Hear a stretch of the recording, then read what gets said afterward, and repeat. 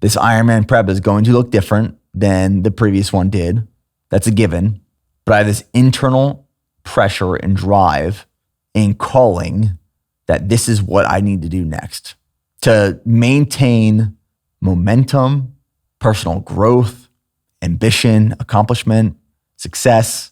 I want to face something that I have been, in all honesty, scared to do the last couple of years. And I've been scared to jump back into it because of the larger commitments and responsibilities I have now. But I want that challenge. I need that challenge. That internal pressure and drive is telling me, go do it, go test yourself, go see what you are capable of. Remove this glass ceiling, stop making excuses, and just go make it work. Find the time and make it work.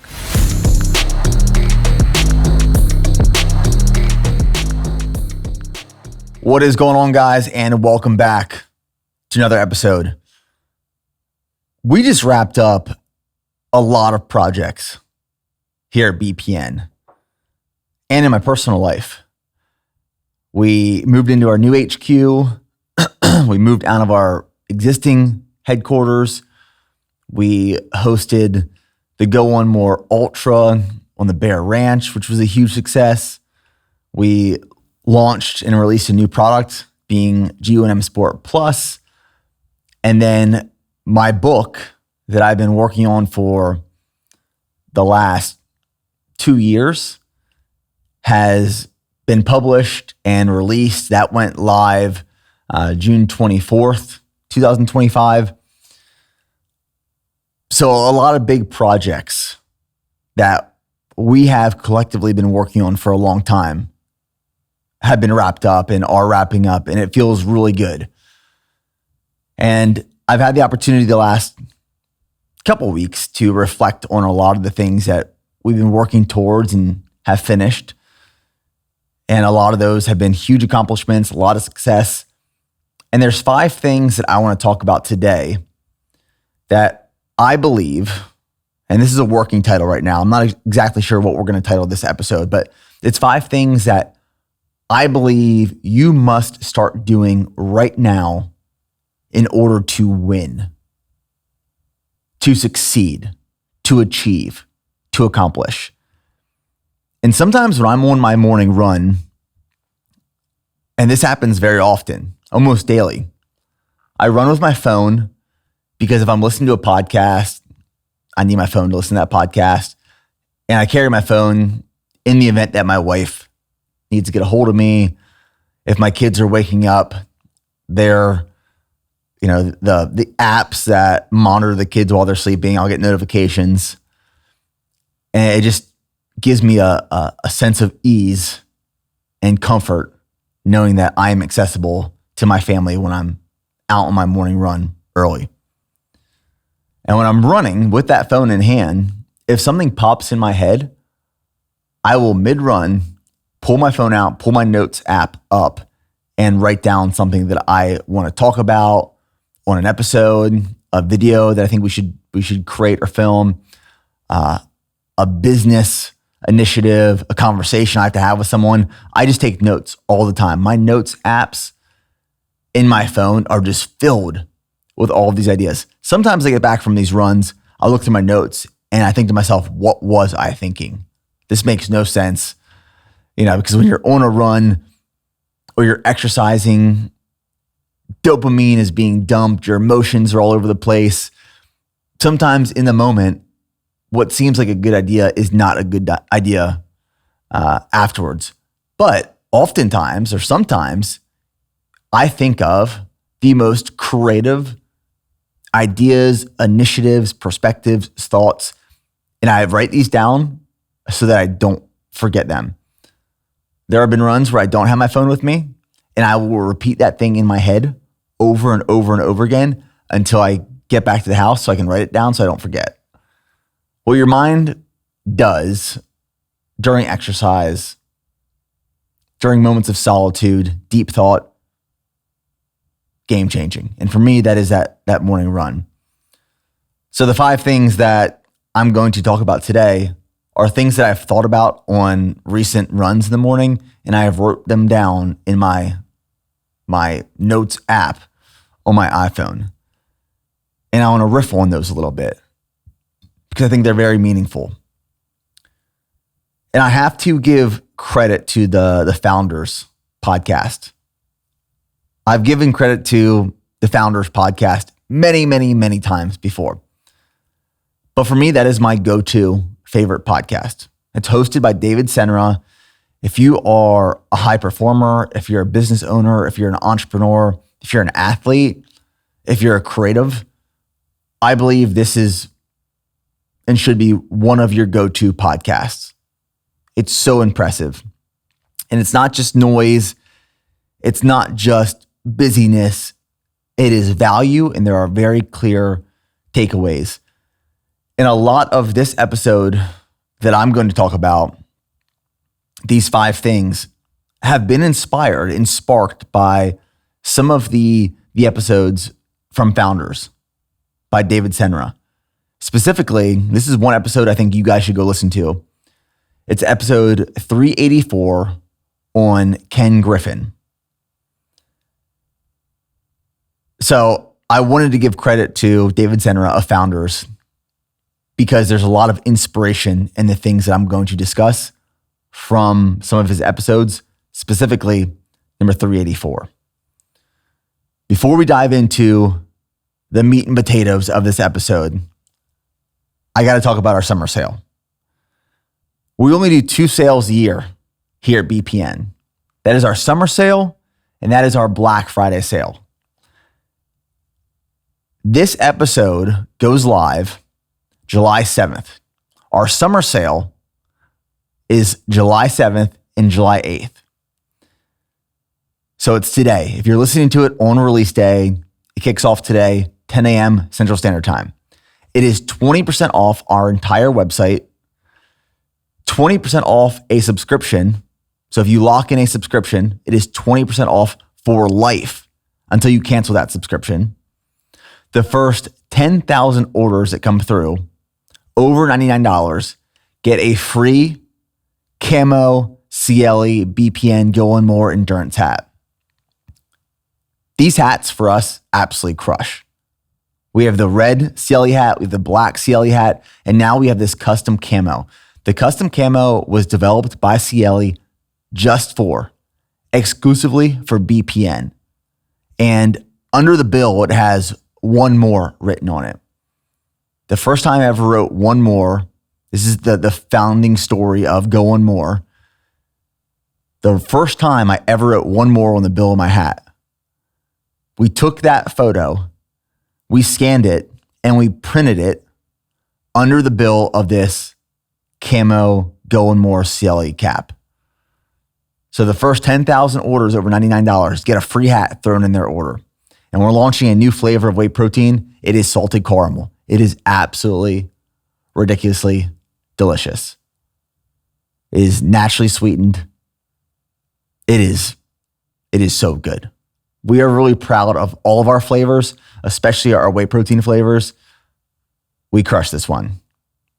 So July 7th, July 8th, BPN Summer Sale 2025.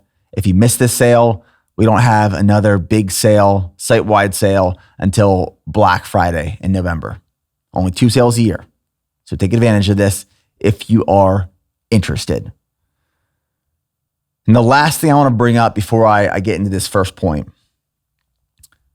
many of the things that I talk about on this podcast across all forms of content that we create, they may come across as self-promoting and self-centered. Do this so you can achieve. Do this, think this way so you can accomplish X, Y, and Z. Do this to reach this. And that is true. I think that self and personal development is absolutely essential. We should all be working on ourselves all of the time to get better, to improve, to embody Going More. But there is a meaning behind self-promotion, There's a meaning behind self-improvement. There's a meaning behind self-betterment. I had Nick Laver on the podcast a few weeks ago, and something he said rings so true. And it's that individual development, self-development is essential, but it's essential to be an enabler within a collective unit or a team. You practice self-development so you can apply that self-development to a larger meaning, a larger mission, a larger group of people. It is to contribute to greater success for a collective unit, tribe, organization, society. So these 5 things that I'm going to discuss, it's so that you can get better. I want you to think of it in that way, but it's so that you can get better, I can get better, we can get better for a greater cause that is larger than ourselves. That mindset shift for me has been monumental. It has provided so much more fulfillment, meaning, and purpose behind the things that I do, the pursuits that I endure, and the accomplishments that I want to achieve. The first thing I want to talk about is never stop being a student. I believe that this is one of my greatest strengths personally. And I'll be honest, my life changed in 2020 when I started training for my second Ironman. This was shortly after I got married. And when I say shortly after I got married, like days after I got married, I hopped into Ironman prep.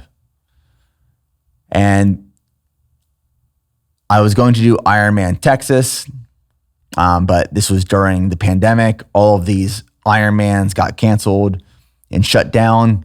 I ended up having to go do a race in Cancun, Mexico. It was a challenge Cancun race because all the Ironman races just weren't happening. But why that fitness prep was so pivotal for me is because this is where I really started reading books, listening to audiobooks, and consuming a lot of podcast content. Up until this point in my life, I just had no interest in reading or listening to books. Like no interest. And then when I started this Ironman prep, I found myself on the bike for sometimes 90 minutes in the morning, sometimes 3 hours in the afternoon. Occasionally there was a 6-hour ride on the indoor trainer. 6 hours on a trainer. I mean, I still have very vivid memories of what that did to my butt cheeks. Like just incredibly sore. Yeah, incredibly sore. But no pun intended, I will say that time spent on the bike, hours logged, gave me an opportunity to start listening to audiobooks and podcasts. That changed my life. That is where I truly embraced the opportunity to be a student, and everything that I was listening to and learning in these audiobooks and these podcasts, I would consume, and then I would almost immediately go apply. That transformed our business. Between 2019 and 2020, I can't say it was just because of all these audiobooks that I listened to and this new profound concept of being a student. I can't directly attribute the growth of BPN to that, but I think it was definitely part of it. We grew 400% that year.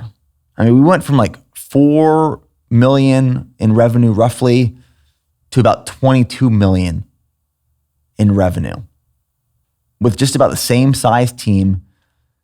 And that was just a crazy amount of growth. But I will tell you, when I started actually embracing being a student, it changed my life. It changed the way I thought. It changed the way I led. It changed the way I operated the business. That is something that we should all be doing. And I am the biggest proponent of getting people to read books, listen to like actually good podcasts, not just noise and, like I've said, busyness and fiction. I mean, there's a time and place for fiction, but spend your time wisely and find that skill, that craft that you want to refine and improve upon, and then go find the resources that help you do that. I had a conversation with the BPN team last week because I was thinking about this on a run that was sparked by the podcast I listened to. I wrote it down. I came into the office and I had to share it with everyone. And we run these meetings within departments. They're called L10s. A few years ago, we implemented EOS, which is the Entrepreneurial Operating System, into our business. If you're not familiar with that, go read the book called Traction and then Rocket Fuel by Gino Wickman. Incredible for businesses. There's a system you implement into an organization called EOS, Entrepreneurial Operating System. Part of that system is a meeting cadence and structure. They're called L10s. So within our Slack channels for the business, within our Asana channels that we have for the business that are project management software, we can list out things that we want to talk about in that weekly L10 meeting. On my run, I went into Asana, I went to Slack, and I made a note that I wanted to talk to the brand team, I wanted to talk to the leadership team, and I wanted to talk at the next all hands meeting about the value and importance of always being a student. And what I shared with them was, up until this point in the business, for the first 13 years, hard work and effort has always been appreciated and respected, and it always will moving forward. But hard work and effort is similar to quality. Quality in a business, talking about product or service, it is expected. It is table stakes. Having high quality product or services is not a competitive advantage. That is just the expectation. That is the bare minimum. In order for you to survive, you have to have quality products and a quality service. The same goes for hard work and effort, at least in this business. If you work at BPN, hard work and effort is expected. It is table stakes. It has gotten us to where we are today, and it will get us to where we need to be, or at least it is part of what is going to get us to where we need and want to be in the future. But if you only have hard work and effort to offer, you will not make it here in this organization. This is what I shared with the team. And I said, if you want to be a part of the BPN team into the future, here's what you need to do. You have to be a student, a constant student. You have to keep searching out resources, continuously learning how to improve not only your skill and craft, but the organization as a whole. And if you don't do that, you will not make it in this next chapter. I can promise you that. I can tell in this business and who I work with and who I speak with, who is consistently reading valuable content, consuming valuable content, just by the way that they think, the way that they apply critical planning, thinking, and execution, the proactive approach to everything that they are working on. People who don't embrace this always being a student mentality, they are always 1, 2, 3 steps behind. They are running outdated blueprints. They are trying to keep up. They're always behind. So I shared with the team, if you want to be a part of this organization in the future, you have to constantly be learning. Not just while you're here in the office, but in your own free time. That is how we succeed as a collective unit. That's how you succeed as an individual.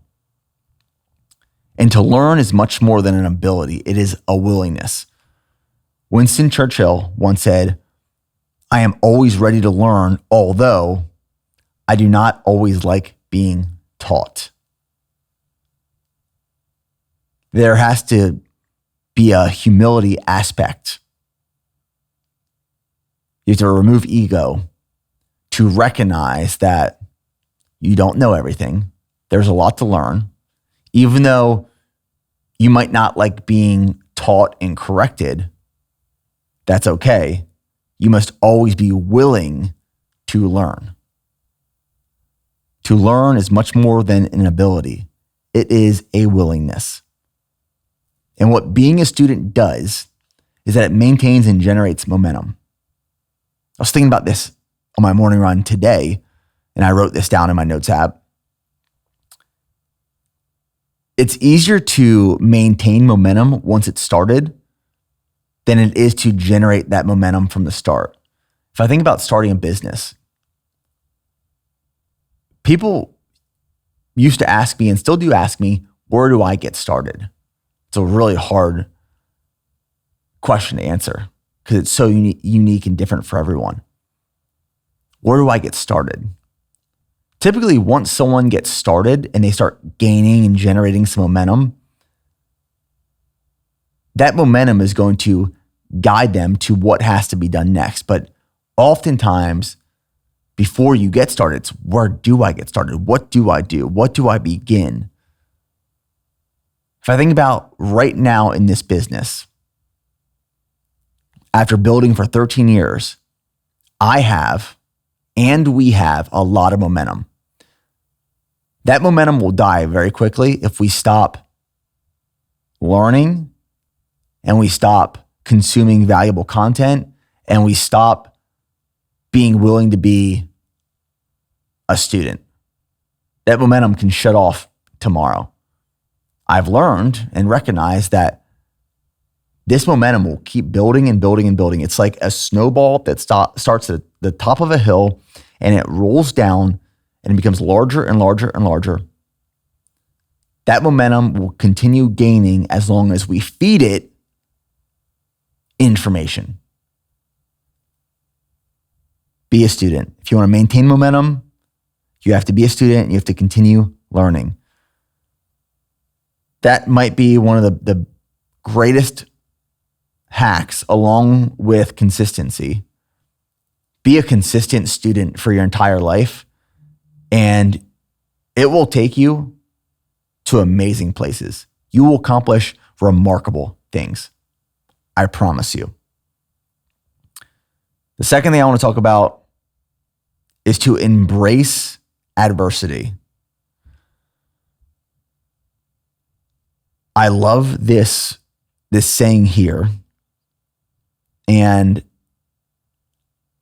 I use the term man, but this is not gender specific at all. You could say person or female or male. Fear a man who has not faced adversity. Fear a man who has not faced adversity. Those who lack adversity will take many of life's greatest rewards for granted.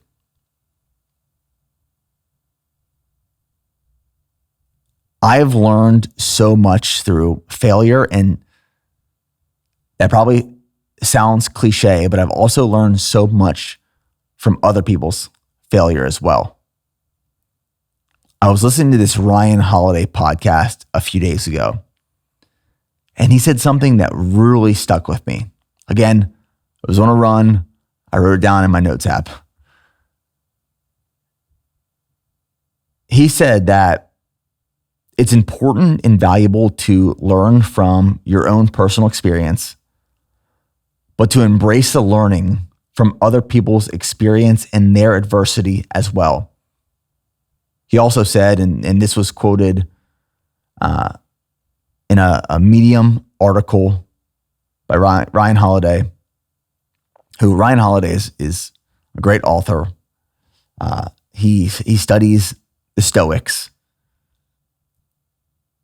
His books are incredible. He's actually located here in Bastrop, Texas, which is right down the road from Austin. I've never connected with Ryan, but I would love to in the future. I have a lot of respect for his work.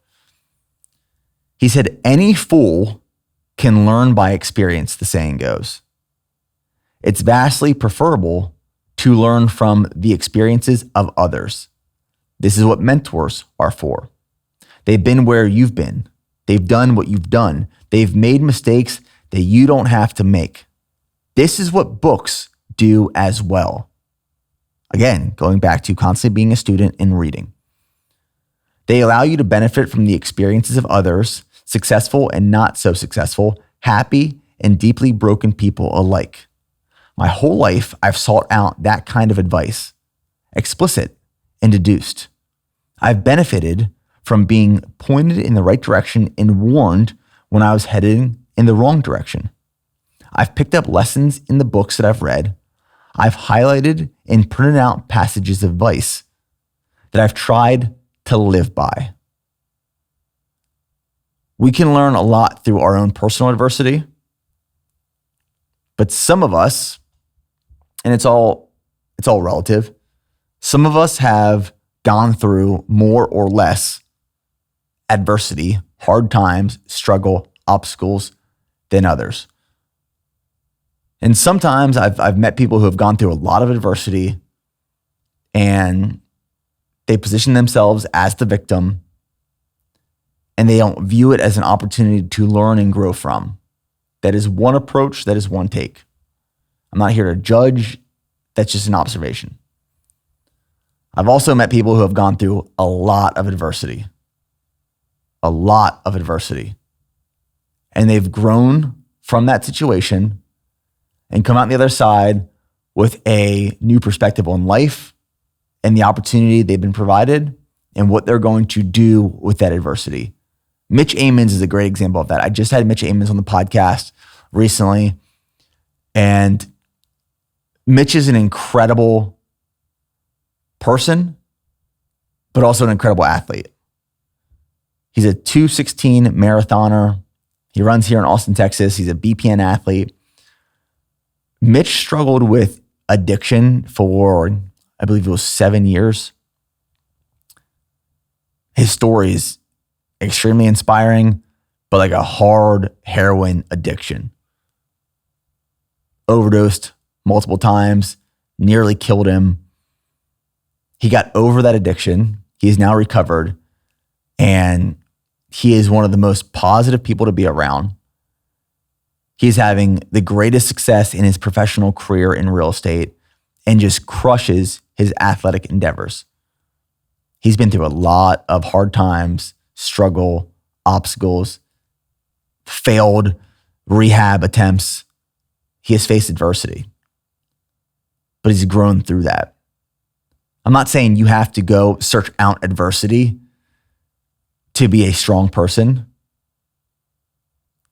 but I think we should fear people who fear adversity, and we should invite people who embrace adversity and grow from it and through it. But this is the value of being able to read all these books and listening to people's stories and learn from where they messed up and made mistakes and how we can grow from it so we don't have to make those same mistakes. This reinforces the reason why we have to constantly be a student and learn not only about our skill and our craft, but also what to avoid and how others have made those same mistakes before us. To be able to embrace adversity, we need humility because it allows us to have an accurate self-perception. It allows us to be open to learning, and it allows and facilitates an appreciation for others. Embrace adversity.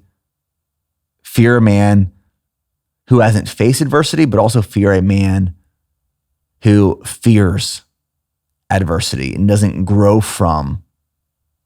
If that adversity doesn't stimulate growth and learning, fear that person. I want to take a quick break in this episode to talk to you guys about our newest product, and that is called G1M Sport Plus. G1M Sport Plus is the pre-workout for endurance athletes. And in my honest opinion, a great option did not exist up until this point. Now, it is built off of the foundation of one of our best-selling products, and that is G1M Sport. G1M Sport is fuel and it is hydration. Fuel from carbohydrates, 20 grams of fast digesting carbohydrates in the form of cluster dextrin per serving, and 350 milligrams of sodium. G1M Sport Plus has added energy and focus. Energy from 150 milligrams of caffeine and focus from nootropics such as alpha GPC and N-acetyl-L-tyrosine. This is the pre-workout option, the pre-workout source for endurance athletes. And these ingredients work very synergistically together from carbohydrates, electrolytes, energy, and mental focus. So now you can not only prime your body, but prime your body and your mind for the toughest workouts and the hardest training sessions. And once you try G1M Sport Plus, you will realize just how powerful these ingredients and this product is. It is truly a game changer. So elevate your training, elevate your workouts with the future of endurance. The newest pre-workout for endurance athletes, G1M Sport Plus. Now, back to the episode. The third thing I want to talk about is to let internal pressure drive you. In this podcast, this Founders Podcast, episode 384, David Senra shared this story about Kobe. And I love studying Kobe Bryant. In this past couple of years, I think my favorite people to study have been Kobe Bryant, Michael Jordan, Steve Jobs. And there's been a lot of other entrepreneurs, but I find myself pretty frequently looking for more content on the life of those three people, the mindset of those three people, and just their approach. Just like this ruthless want and desire for improvement, betterment, and then just like being focused on this mission, this purpose. But there was a story shared about Kobe that I loved. Kobe was being interviewed. I think it was after a game, and someone asked him what it's like or how he handles the external pressure from other people who have such high expectations of him. People have these high expectations for Kobe to do these things and to perform. And the interviewer says, how do you handle that stress and that pressure? And Kobe looks at this interviewer. I get chills thinking about this story. I wish I was there in person. Kobe looks at this interviewer and he just looks disgusted. Like this look on his face is just pure disgust. And he goes, their expectations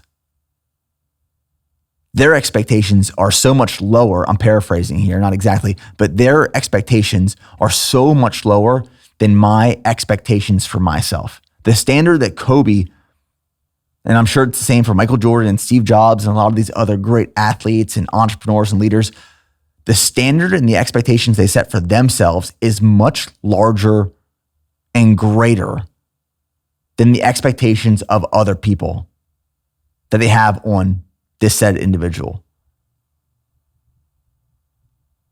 If we allow for an external pressure to drive us, we're already behind. That comes from a place of insecurity and inferiority. Our expectations and the pressure for ourselves to perform and execute should be so much greater than what anyone else could expect from us. There's an internal stress, there's an external stress. I think you need some external stress. It puts pressure on you, but it shouldn't be greater than the internal pressure and stress you have for yourself. In order to allow this internal pressure to drive you, you have to set a standard for which you operate, what you do, and then fight to hold that standard and ignore your competition. In the 13 years of building this company, and the same will ring true moving forward in the future. So many people, I sit in these business meetings and people ask me the question, so who's your competitors? Who's your competition? Who are the first 3 businesses that you're trying to take market share from? And I hate this question more than anything. And I look at these people often, and I answer very politely and respectfully. I say, I don't think about competitors ever. I'm not trying to take market share from one specific competitor necessarily. I am like a racehorse where I have blinders up. I don't see to my right. I don't see anything to my left. I am focused on our mission, our vision, and what we're trying to pursue.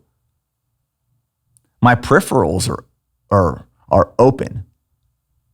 I am aware of what's happening around me. I'm aware, but I'm not hyper-focused on my competitor over to my left, my competitor over to my right. I am aware that they're there, what they're doing. For sure. I'm not going to operate out of a place of ignorance and being naive. I am aware, but they don't have all my focus. My focus is forward. It is on our mission. It is on our vision, what we're building and why. That drives that internal pressure. They also made this comment in this podcast that I loved, and it was all about not just existing to be a player in the game, but existing to win the game. I think that's directly applicable to building a business, for me at least. I don't want to just be a contender in the endurance consumer space. I don't want to be just another player in the game that is participating. I want to win the game. I want to be the best. And I want to be the best and respected by doing it the right way, no matter how long that takes. It's not going to happen next year, and I know it's not going to happen in the next couple of years, but 10, 20, 30, 40, 50 years from now, maybe after I'm dead, I want my company, my business, what we're building, to be known as the best, to win the game, not just to exist. I set my standards for myself very high. I have for a long time now, and I work really hard to hold that standard. And actually, at the time of this recording, I just signed up for my next fitness endeavor.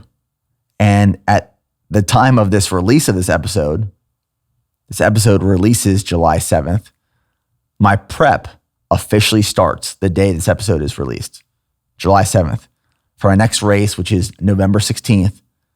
That is Ironman, Arizona, November 16th, 2025.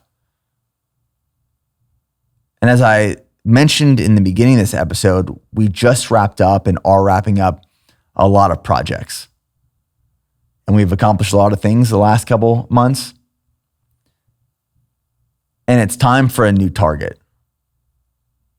Because in the absence of a target, a very clearly defined goal, and I think it's really important, like in our vision for BPN, we have 10-year targets. And that guides our strategy, and that guides all of our tactics in building the business and what we pursue and what we say yes to and what we say no to.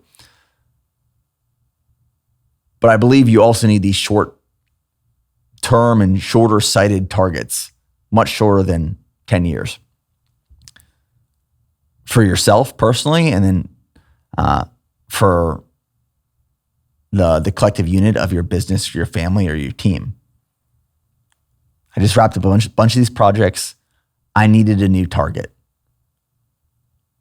And that target for me was Ironman Arizona. So we're back in Ironman Prep. This is Ironman Prep Season 3, which I'm extremely excited about.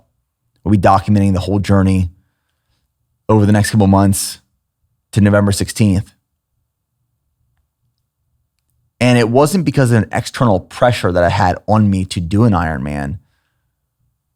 I could feel something brewing inside of me these last couple months. And when I had my running injury, where I had to take a few weeks off from running, and that resulted in me getting back on the bike and spending some time on the trainer inside, on Zwift, that sparked something inside of me that I hadn't felt for, I guess, about 5 years since my last Ironman prep. And I missed being on the bike. I was reminiscing back on Ironman prep and the work that goes into it and the commitment and the dedication that is required. And I wanted that really heavy target again. I wanted that big commitment again. And just recently, I decided Ironman Arizona is going to be it.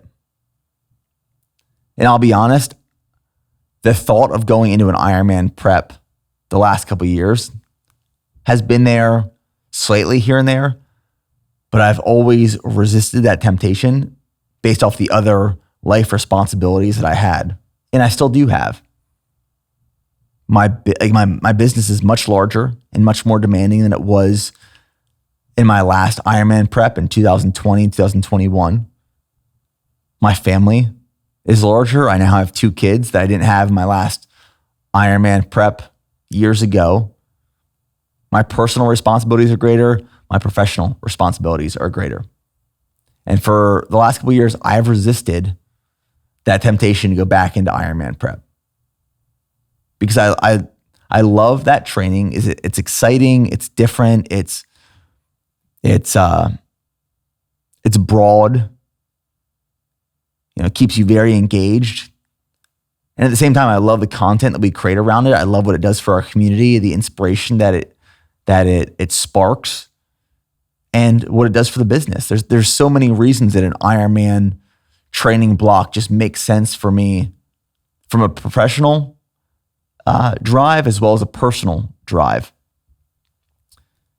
And I finally got to a point where I thought, I can make this work. And I'm going to make this work. This prep for me is going to look a whole lot different than 2020 and 2021 did. Because, like I've said, my life responsibilities are greater. My schedule is much tighter. My sleep is much less with a 3-year-old and a 1-year-old. But if it matters to you, you will find time and you will make it work. And I'm going to find time to make it work. This Ironman prep is going to look different than the previous one did. That's a given. But I have this internal pressure and drive and calling that this is what I need to do next. To maintain momentum, personal growth, ambition, accomplishment, success, I want to face something that I have been, in all honesty, scared to do the last couple of years. And I've been scared to jump back into it because of the larger commitments and responsibilities I have now. But I want that challenge. I need that challenge. That internal pressure and drive is telling me, go do it, go test yourself, go see what you are capable of. Remove this glass ceiling, stop making excuses, and just go make it work. Find the time and make it work. So that's what's next. Ironman Prep Season 3, baby. November 16th, Ironman Arizona. At the time of this episode going live, we are in prep. And the YouTube series is about to kick off. And I'm so excited. I I haven't had this much excitement around like a fitness prep in a hot minute.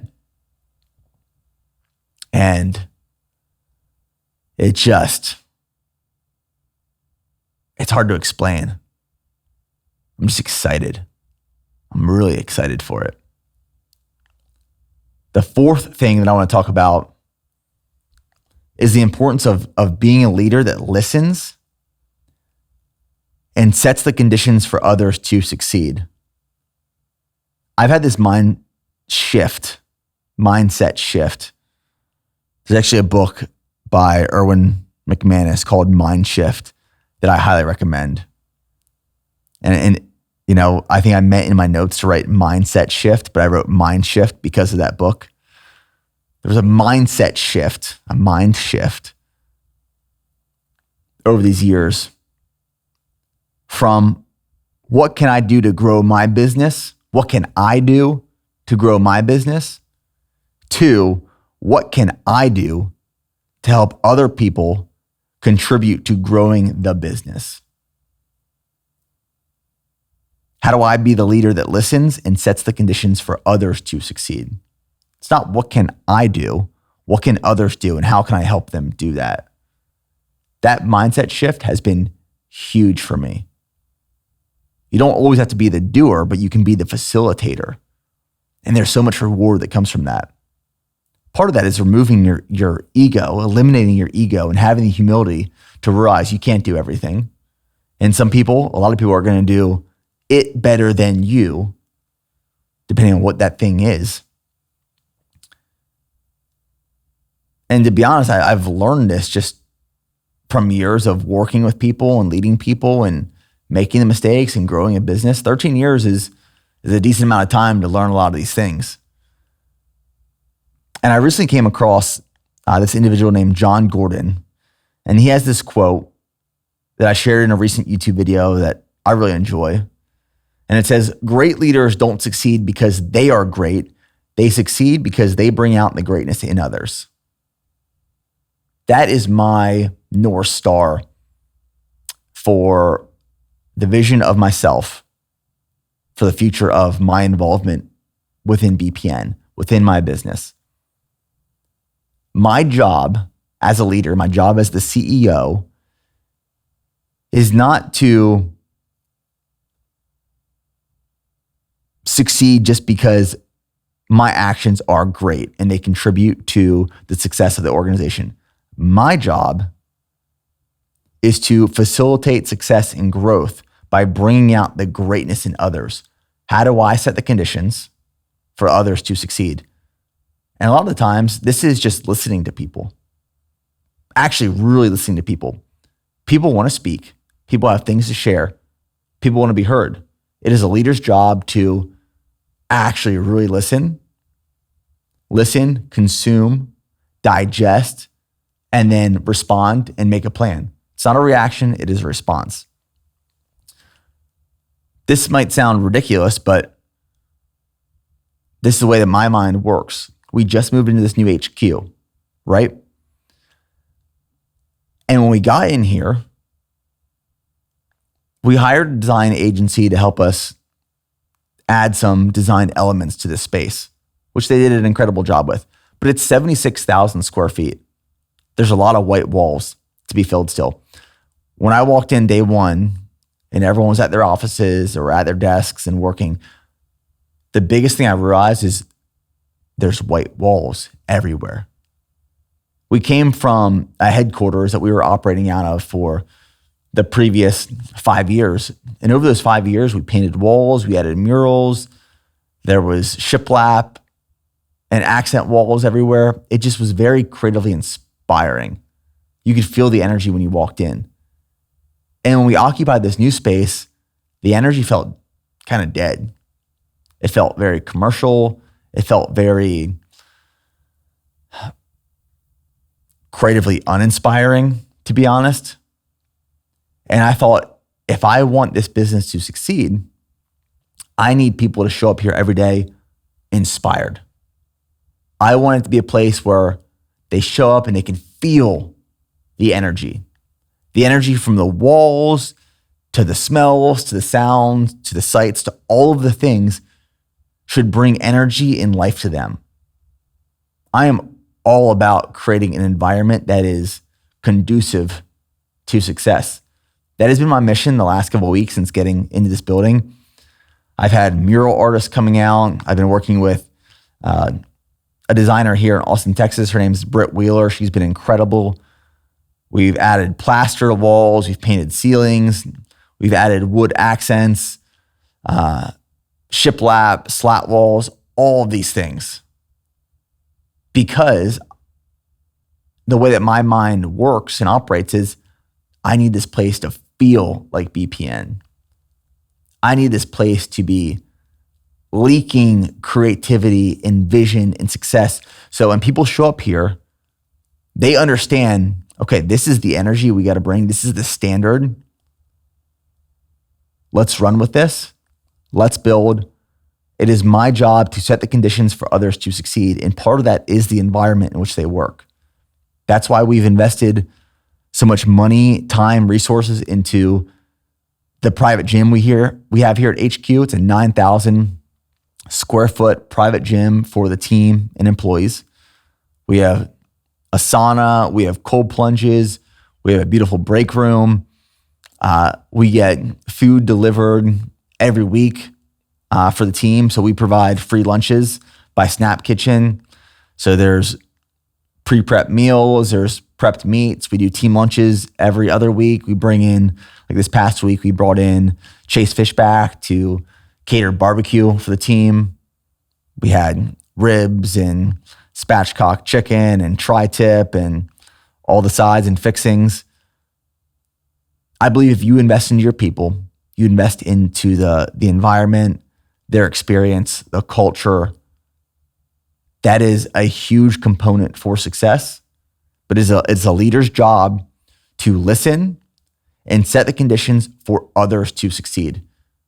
You don't have to be a business owner to apply this to your life. It can be within your family. It can be within your workplace. You don't have to have a leadership title to be a leader. Leaders listen, and leaders set the conditions for other people to succeed. That's why when you have a captain on a sports team, the captain isn't necessarily always the best player. A lot of people get that wrong. Sometimes when someone is the best at what they do, they believe they should be the leader. The leader isn't always the best at the skill or the craft or the ability, but they set the conditions the best for everyone to achieve success, for the team to be successful. That's the role of the captain. That's the role of the leader. And the last thing I want to talk about is don't sacrifice durability for growth. This was a direct pull from that podcast, that Founders podcast, number 384, the Ken Griffin podcast. And they talked about not sacrificing durability for growth, and I could not agree more. One of our core values in our business is very similar. One of our core values is we will never sacrifice profitability for growth.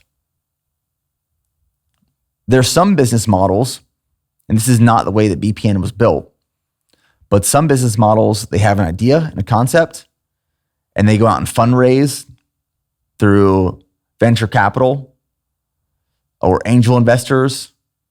It's a startup, it's an idea, and it raises money on the idea, the concept, the potential. They raise all this money and they pursue growth as fast as possible so that they can then turn around that business and sell it to someone for more. So that the founders, the team, and the investors get a return on their time and capital. That is not the way that we pursue scalability and growth. I always play the long game in everything I do. You want to see consistent growth year over year, project over project, but you should not, at the expense of growth, have to sacrifice profitability or durability. One of the things they mentioned in this podcast episode that I've been referencing is that there are businesses who have been in business for 30 plus years. And their best years are the last 2 to 3 years. It took them 27 years to get to where they are right now. Consistent return on investment, continuous, consistent growth. A lot of businesses can't say that. A lot of people can't say that. They go out hot, they have quick growth and scale, and then it is consistent decline. They have the best of their years, the best of their times early on, and then it's decline. This is like the story of the notorious high school or college athlete. And you'll know if someone has peaked in high school or college in their athletic endeavors or careers or personal accomplishments because they will tell you at every barbecue and party you're at. They will talk about the high school sport days or their college athletic careers. That was the peak. And then everything after that was the decline. I don't hang my hat on any previous accomplishments that happened far into the past because what I'm most proud of and should be proud of is the durability of growth and success now and into the future. I made this note here. I wouldn't have wanted my business to grow any faster than it has. Why? So this year in 2025, we will do about north of 80 million in revenue, and we're projected that in 2026 that we will cross the $100 million revenue mark, which is wild to say. And we're also going to do that profitable. So this year we will be mid-teens EBITDA profitability. Our goal for next year, 2026, is $100 million in revenue, 20% EBITDA margins. It's 20% profitability. And we've gotten to that point by being very disciplined and looking at the long term, being durable, building a legacy as opposed to the short term. So there's definitely competitors. There's other brands that I'm aware of that hit $100 million in revenue within a couple years, and some that have done it in their first year of business, which is very impressive. But I think it's more impressive if they can sustain that growth over 10, 20, 30, 40 plus years. That's the growth that I want to experience, not just for my business, but for my entire life. I want the end of my life, those years, to be some of the best years. It just keeps getting better. I made this note in response to the why. Why I wouldn't want my business to have grown any faster. It has taken me all of these 13 years to learn, realize, and know where we need to go and why. If I would have been provided the same opportunities driven by growth earlier on, I wouldn't have known what to do with it. Sometimes you don't want growth to happen fast because you won't be prepared for what to do or how to manage that growth. I like the long-term approach. And I share this one because I don't want people to become discouraged when you're not succeeding, accomplishing, or growing, or even achieving the things that you want to be doing in the short term. But if you keep chipping away and working towards that goal, that result, little by little, year after year, eventually you'll get it. And I guarantee when you get it, it's going to be so much sweeter than it would have been if you got it earlier on when you didn't know what to do with it or what it meant necessarily. Don't sacrifice durability for growth. So those are the 5 things I wanted to share that have just been top of mind recently that I believe are extremely valuable, important, and oftentimes, I talked about having these notes in the notes app on my phone. I'll be laying in bed at night and I'll just go back through that as like a self reminder of these are the things I need to be focused on. And they will guide the decisions I make tomorrow and the next day and the day after that to ensure I'm getting to where I want to be. And when I get there, I'm proud of how I got there and what I've accomplished. So with that being said, we'll see you guys in the next episode. As always, go one more.